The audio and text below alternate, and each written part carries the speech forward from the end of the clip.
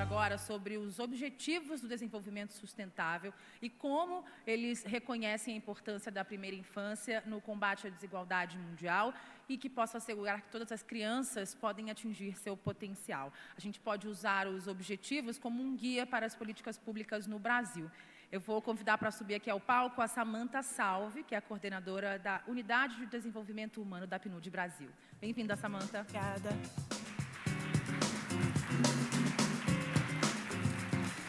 Antes da Samantha continuar, eu vou apresentar e vou dar só mais um recadinho para vocês. Eu vi muitas pessoas com celulares para cima, tirando foto dos slides dos professores. Eles vão disponibilizar para a gente, vocês podem ficar de olho no site do NCPI, que vai estar tudo por lá e nas redes sociais também. Para complementar, a Samantha é formada em Relações Internacionais pela Unesp Franca e tem mestrado em Cooperação Internacional e Desenvolvimento pela Universidade do País Basco, na Espanha. Ela tem 10 anos de experiência em gestão de projetos, com passagens por ONGs como a Cruz Vermelha e pelo Sistema ONU. Atualmente está à frente da Unidade de Desenvolvimento Humano do PNUD, a área que ela atua há 6 anos na elaboração de produtos de conhecimento. Bem-vinda.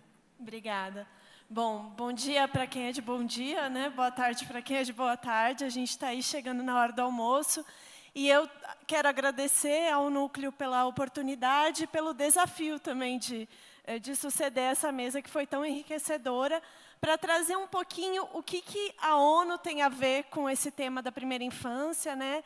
E o que os Objetivos de Desenvolvimento Sustentável, um pouco o que eles são e também o que eles podem agregar na discussão da primeira infância. Então, acho que tem um passador de slides. Aqui, obrigada. Pronto. Vamos em frente, então. E aí, para começar essa discussão, eu queria partir lá do início, que é trazendo o conceito que o PNUD, que é o Programa das Nações Unidas, se baseia quando a gente está falando de desenvolvimento. E aí eu fui muito feliz de ser precedida pelos colegas, porque eu acho que o conceito, ele um pouco que dá um invólucro do que a gente tem discutido aqui hoje. Muitos dos que trabalham com primeira infância, eu tenho certeza que já ouviram o conceito de desenvolvimento humano da perspectiva de mais genética, vamos dizer, biológica, de desenvolvimento motor. Esse conceito que a gente traz aqui, ele é um pouco diferente. Ele é um conceito que vem da teoria de desenvolvimento, mais da questão econômica, para pensar numa questão de justiça social. Ele nasce da discussão sobre justiça, ou seja, o que é justo na sociedade, o que é justo para as pessoas. E ele chega na ideia de que o que é justo enquanto desenvolvimento é permitir que todas as pessoas tenham as oportunidades e capacidades para ser quem elas desejam ser. Então, é um pouco a ideia de que paremos todos um momento para pensar quem eu seria se eu pudesse ter tido todas as oportunidades e capacidades na minha vida para viver o meu pleno potencial. Pensemos isso também para toda essa sala. Que grupo seríamos se todos tivéssemos vivido o nosso pleno potencial? E o que seria isso na sociedade brasileira e no mundo? E por isso se vincula muito à discussão que a gente está tendo aqui de primeira infância, né? Como dar o pleno potencial para as crianças na primeira infância alcançarem, então, a vida que desejam ter. E o PNUD utiliza esse conceito no seu dia a dia, e aí o trabalho que ele vai fazendo, e aqui eu vou descendo um pouquinho mais para a questão prática, tem muito a ver, então, com desvelar desigualdades e trabalhar pela igualdade de oportunidades ou pela equidade. Como os colegas bem colocaram anteriormente, a gente, para conseguir, então, chegar nesse nível de desenvolvimento humano, a gente precisa garantir oportunidades iguais a todos e todas, para que elas desenvolvam capacidades, e aí, assim, não tem essa diferença, essa desigualdade tão gritante que a gente vive no nosso país. E, para isso, o PNUD ele trabalha muito com a questão de dados, e aí eu vou trazer 2 slides que um pouco que eu acho que não resumem, mas trazem um pouco a ideia do que a gente viu no painel anterior.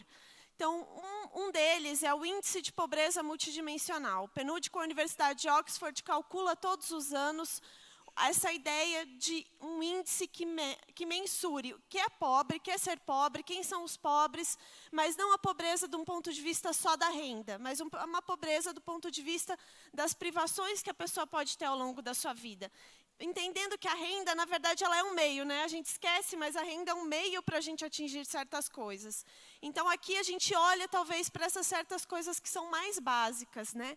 Olhar para o saneamento, olhar para a educação, olhar para condições de habitação.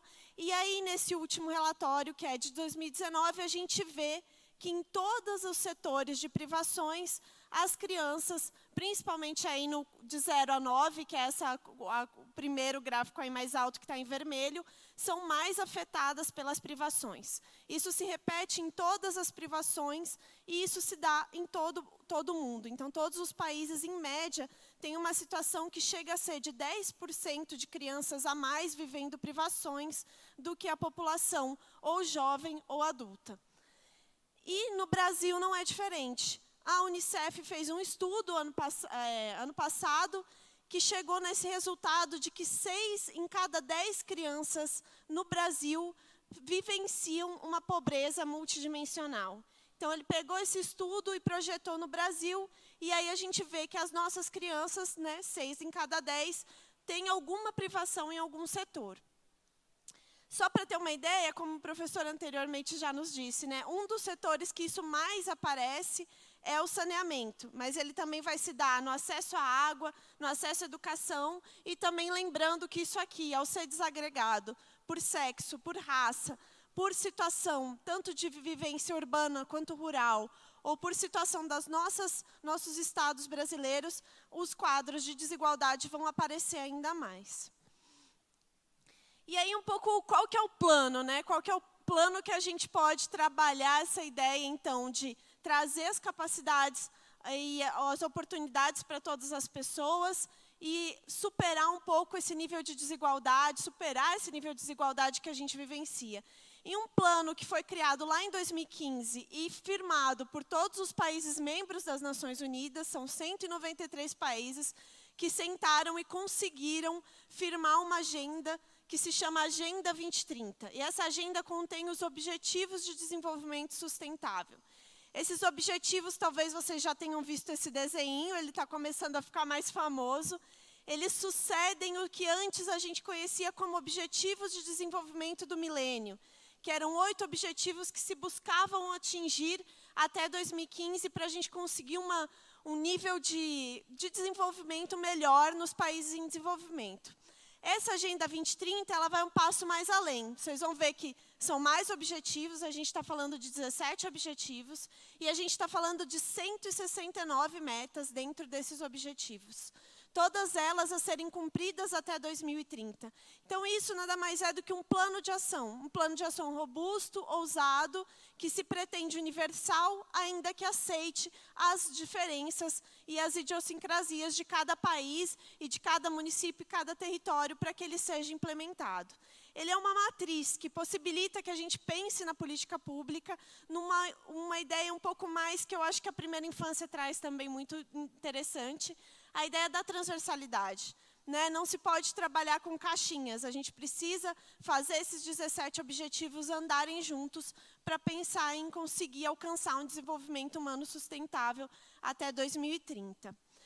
E aí, quando a gente traz isso para a infância, a relação ela fica bem evidente. Primeiro, assim, para destacar, existe uma meta específica dentre essas 169 que fala da primeira infância. Então, até 2030, assegurar a todas as meninas e meninos o desenvolvimento integral na primeira infância, acesso a cuidados e a educação infantil de qualidade, de modo que estejam preparados para o ensino fundamental. Então, essa é uma meta que todos os países se comprometeram a cumprir, incluindo o Brasil.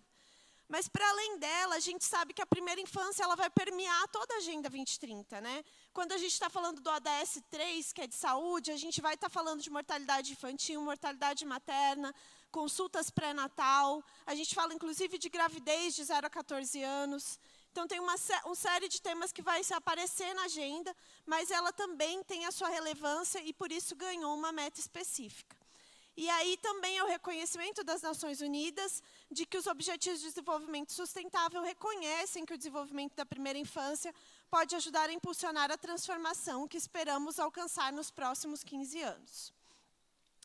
E aí, para ter uma ideia do que eu estou falando, dessa agenda que é tão holística e tão integrada e que pode servir como uma ferramenta de trabalho para os gestores públicos pensarem a primeira infância alinhada aos Objetivos de Desenvolvimento Sustentável e alinhada, então, a um plano de desenvolvimento também, que é um arranjo global. Aí eu destaquei alguns, né? A gente tem o primeiro, que é a questão da erradicação da pobreza, que foi muito falado e é evidente. A gente tem o 2 com a questão da nutrição também, o 3 com a questão da saúde e bem-estar, que tem tudo a ver, inclusive com depressão da materna aqui do pós-parto, poderia encaixar aqui, que tem uma meta sobre saúde mental. E aí tem alguns que eu trouxe, alguns highlights, que tem muito a ver com os nossos colegas anteriores. Existem estudos indicando, por exemplo, que na educação, a cada $1 gasto em primeira infância, né, em educação da primeira infância, você tem um retorno de $6 a $17 na economia do país. Então, já tem aí um impacto que vira realmente, no argumento da crise fiscal, é um impacto de rendimento importante. Quando a gente fala do ODS 5, existem também estudos que demonstram que o alcance do ODS 5, da igualdade de gênero em sua plenitude, poderia alcançar 28 trilhões de aumento no PIB global. Então, é um impacto muito grande e parte desse ODS depende muito de acesso a políticas de cuidado para a abertura da mulher ao mercado de trabalho, que no Brasil é a mulher mais educada, com mais anos de estudo e que garante maior produtividade econômica. A gente tem a questão do 8 também com essa questão da produtividade, e a gente também tem um ODS 10, que é o ODS que fala justamente das desigualdades. E o ODS 10 também tem alguns estudos que demonstram que investimentos nessa política de educação de primeira infância pode impactar com a criança que tenha recebido essa política até os 6 anos de idade, ela receba até 25% a mais de salário ao longo da sua vida. E é interessante que a gente teve nas falas anteriores a comprovação disso em alguns grupos de casos de estudo, né, que foram apresentados. Enfim, isso é possível, eu garanto que quem está mais familiarizado com a Agenda 2030 consegue pensar em outras articulações para a infância, e os ODS, esses são alguns exemplos que também facilitam o processo de convencimento dos diferentes públicos que precisam entender a importância da mensagem e do acesso à primeira infância. E aí o PNUD trabalha com a questão da localização dos ODS, então trabalha com uma série de projetos que tentam trazer esses objetivos de desenvolvimento sustentável para os estados e municípios, e isso parte da compreensão de que precisamos, primeiro, de políticas intersetoriais que abordem de maneira mais integrada os diferentes temas, parte também de uma ideia de que é preciso um cuidado com avaliação e monitoramento. Então, é uma política orientada por dados, que precisa garantir um pouco, avaliar o progresso que estamos fazendo e se vamos alcançar isso até 2030, e um cuidado em repensar essas metas para o nível local, bem como capacitar gestores, pensar em financiamento, de maneira que essa matriz, que são os ODS, facilitem o processo da gestão pública, o processo de desenvolvimento local. E aí eu deixo algumas ferramentas para vocês, que a gente sempre espera que sejam úteis. A primeira carinha aqui é o site atlasbrasil.org.br.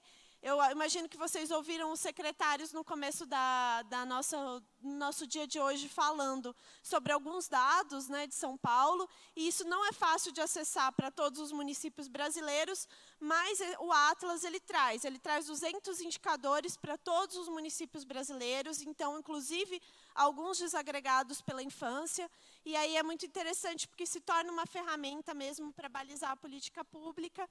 E no final do ano a gente vai estar lançando 50 indicadores novos, que são baseados em registros administrativos até 2017, porque até agora a gente só tem o censo, já está, né, antigo.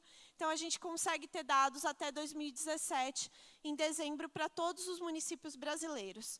Outra ferramenta importante que o Atlas traz é trazer os dados por bairros para 24 regiões metropolitanas brasileiras. Então, também é uma possibilidade de ajudar a focalizar a política pública.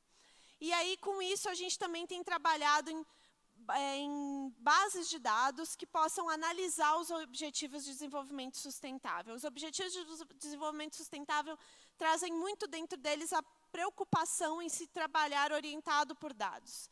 Então, com os dados, a gente consegue monitorar para onde a gente está indo e mudar o passo ao longo do caminho. Então, a gente tem algumas publicações que estão disponíveis no site do PNUD que orientam. A gente tem mais de 120 municípios em que a gente já está trabalhando e fazendo essa linha de base dos ODS, que pode ajudar muito também a pensar os rumos da primeira infância aí nesse ciclo histórico mais recente.